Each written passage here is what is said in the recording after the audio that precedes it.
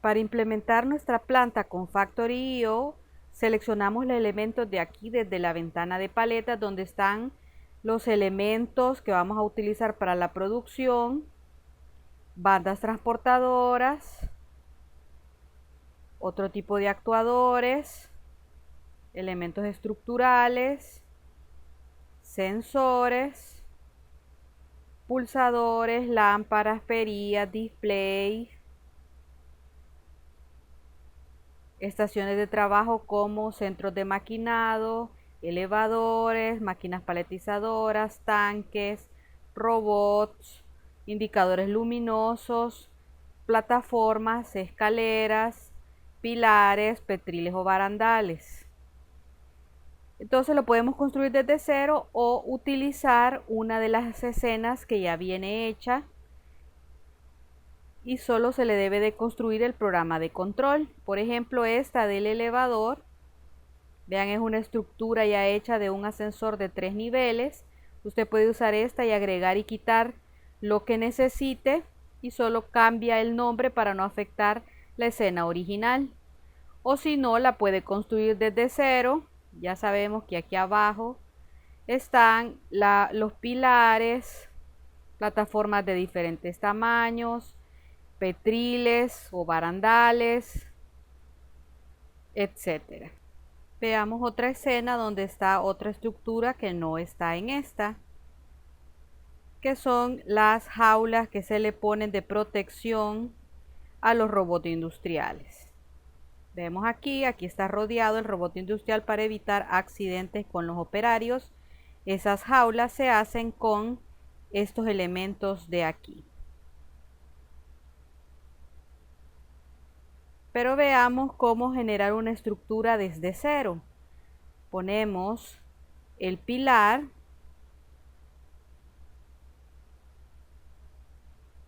la plataforma, vamos a poner esto en cámara rápida.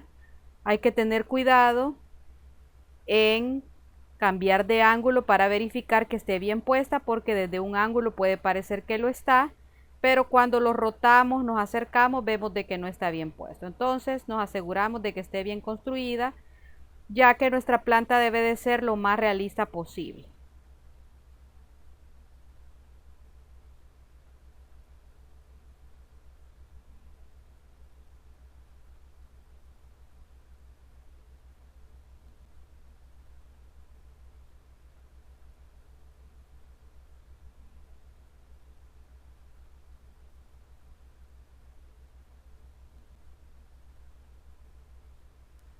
Y ahí estaría.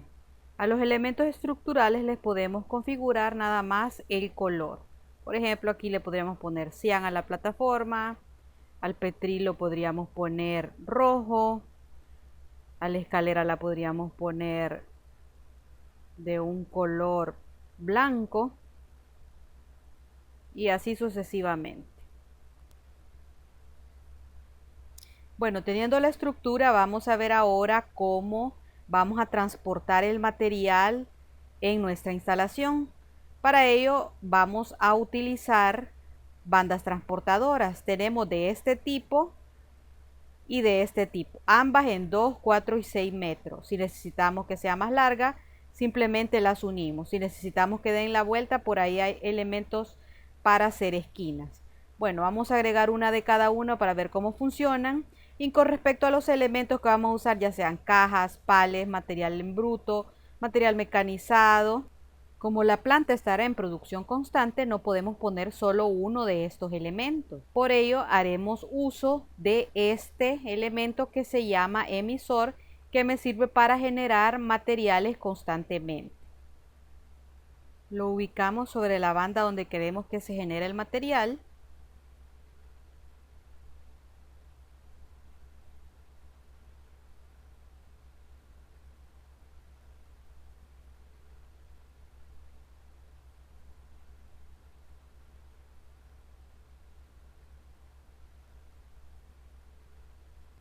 Una vez puesto, configuramos qué material debe generar. Primero,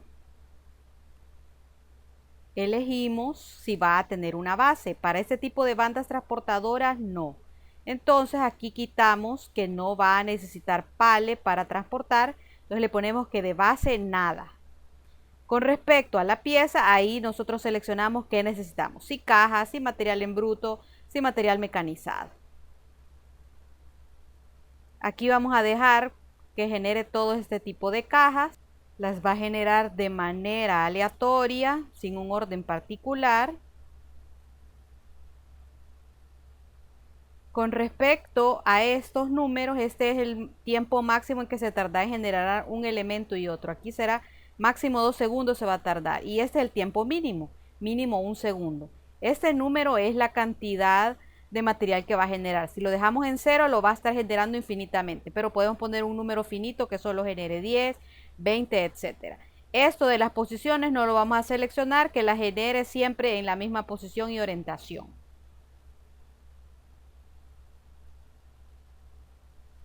Para este tipo de banda transportadora sí es necesario que nosotros generemos una base. Entonces vamos a dejar aquí un palé normal. Y aquí, para que vean otro tipo de material que genera, vamos a hacer que genere estos materiales, ya no las cajas. Pero se puede elegir cualquiera.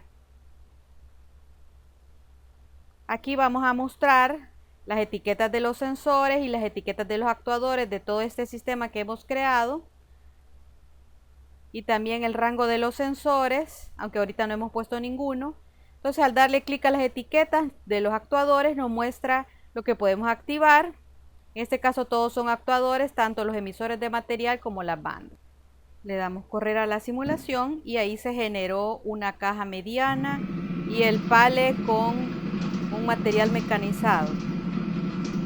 Entonces ahí vean cómo se van generando los elementos de manera aleatoria. Como les decía, esta es una simulación realista, entonces el material se va acumulando, va cayendo ahí se va a quedar. Y vamos a apagar todo. Entonces, como esto es un problema, tenemos que deshacernos de ese material para que no quede acumulado ahí. Entonces, para ello vamos a utilizar estos elementos llamados removedores. Los ubicamos donde los necesitemos.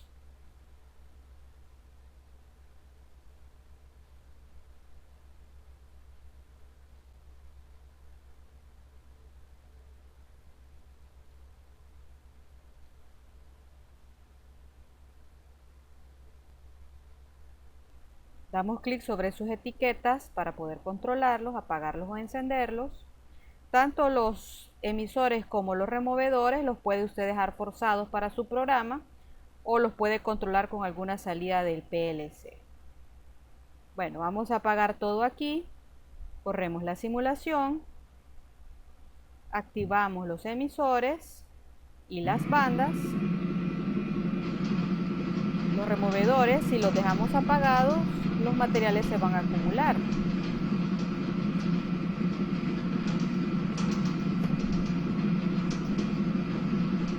Pero en cuanto los encendamos, harán desaparecer el material. Entonces esto nos sirve cuando ya hicimos toda la producción, eliminar el material. Veamos ahora las luces y botoneras. Tenemos estas lámparas que, como usted puede ver ahí, son 4 lámparas y tenemos otros indicadores luminosos. Estas, si nosotros buscamos, no tienen configuración que se le pueda hacer, ya es azul, verde, amarillo y rojo. Entonces aquí, si nosotros activamos las etiquetas de actuadores, porque estas nosotros las controlamos desde el PLC, desde ahí las vamos a encender o apagar. Entonces, si le manda a usted un 1, va a encender la luz respectiva que ha conectado a cada salida del PLC.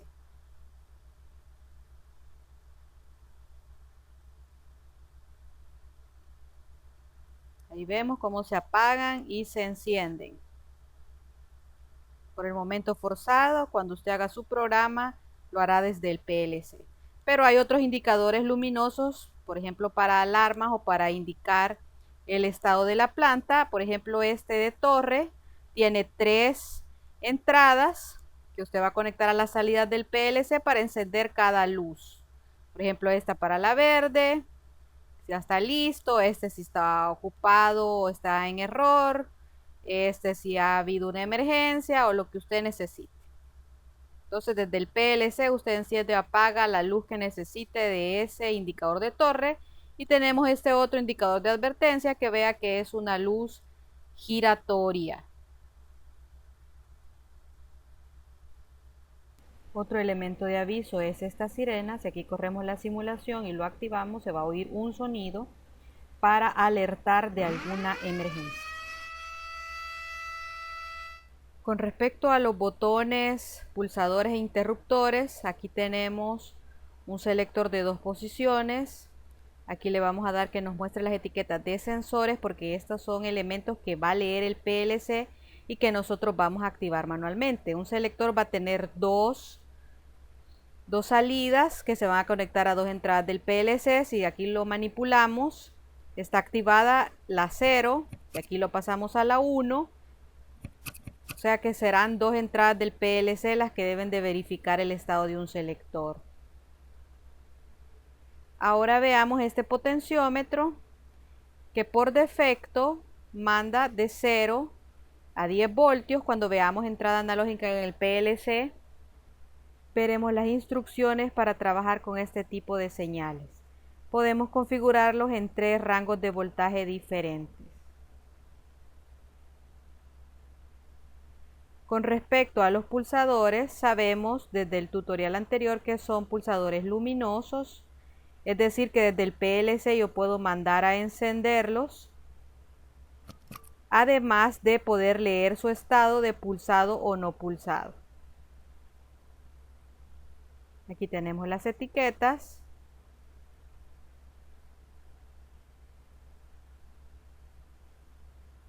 Esta etiqueta, si nosotros desde el PLC mandamos un 1, encenderíamos la luz de cada botón. Y también leeríamos el estado de cada uno. Por ejemplo, este botón verde cuando se presiona es que manda un 1, el botón amarillo igualmente, y solamente este rojo está mandando un 1 cuando no está pulsado y manda un 0 cuando se pulsa. O sea que es el único normalmente cerrado. El verde y el amarillo son normalmente abiertos. Veamos si podemos cambiar eso. Aquí en configuración solo podemos cambiarla, que sea de acción momentánea como un pulsador común o de acción alterna, se enciende o se apaga al presionar. Entonces no podemos cambiarlo. Así, si usted necesita un pulsador normalmente cerrado, tiene que elegir uno de estos rojos. Y si necesita uno abierto, puede elegir un verde o un amarillo. Recuerde de que aunque se llaman Start, Reset y Stop, esos solo son los nombres. Por ejemplo, este puede ser para elegir una opción, puede ser para un paro a fin de ciclo, para diferentes cosas. El nombre se le puede cambiar. Para el paro de emergencia vamos a utilizar un interruptor tipo hongo. Este es normalmente cerrado. Cuando se presiona, manda un 0. Es necesario presionarlo de nuevo para liberarlo y que mande un 1. Para mostrar cómo funciona el display, vamos a hacer un programa sencillo en el PLC donde vamos a contar las veces que se libera el paro de emergencia y vamos a mandar esa cuenta al display. Al correr la simulación, comprobamos que el reposo está en 1 y al presionarlo es que pasa a 0. Con respecto al display, por defecto nosotros podemos mandarle de 0 a 10 voltios, pero lo podemos configurar para que sea entero, que es lo que necesitamos para mandar el dato. Entonces lo primero es fijarnos de que ambos elementos no estén forzados, sino con este icono de lentes, para que sea el PLC el que los lea o los escriba. Entonces vamos a los drivers, elegimos el S7 PLC SIM, lo configuramos para el S7200. Aquí le podemos poner tipo palabra, recordar ponerle offset a las entradas y salidas digitales para que no existan problemas.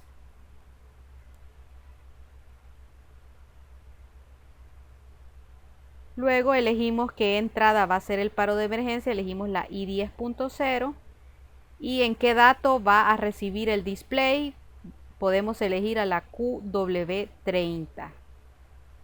Vean que es un dato entero el que necesitamos mandar.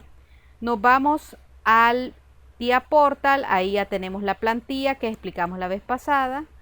agregamos un contador ascendente. Lo que va a contar es el número de veces que pasa a 1 la entrada I10.0, que es la del paro de emergencia. Ponemos aquí un límite máximo de 100. Luego, con una instrucción move, vamos a pasar la cuenta que tenga el contador a la QW30, que es donde el display espera el dato. Aquí ponemos el contador para que sea la cuenta en la .cbe y ese dato lo mandamos a la QW30.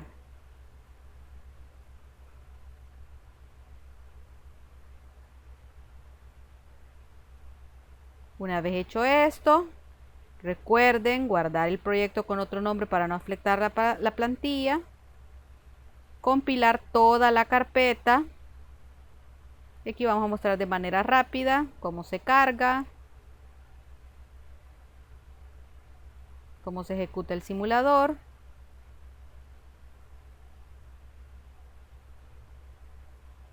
Cómo se conecta con el factory.